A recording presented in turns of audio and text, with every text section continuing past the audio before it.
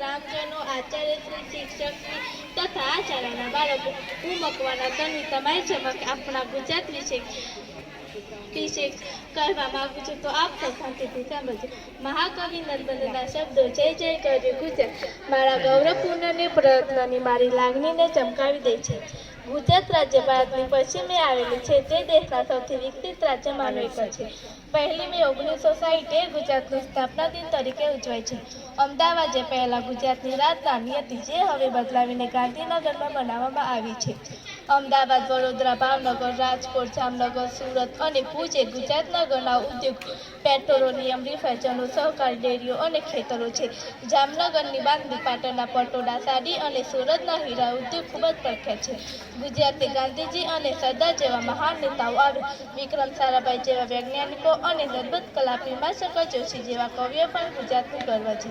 ઉત્તરાયણ, નવરાત્રિ, જન્માષ્ટમી, દિવાળી એ ગુજરાતના લોકપ્રિય તહેવાર છે. તરણેતરનો મેળો, રણોત્સવનો મેળો અને પાવાગઢનો મેળો તે દેશભરમાં જાણીતો છે. ગરબા અને દાંડિયા રાસ એ ગુજરાતનું લોકપ્રિય નૃત્ય છે.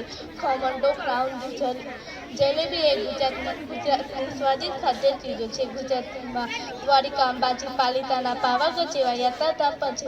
મને ગુજરાતીઓ હોવાનો ગર્વ છે અને મારા ગુજરાત માટે પણ એટલો જ ગર્વ છે. ગુજરાતની ધરતી ખૂબ જ પુણ્યશાળી છે. ગુજરાતની ધરતી પર જન્મ લેવો એ ખૂબ જ ગર્વની વાત છે. જય હિન્દ.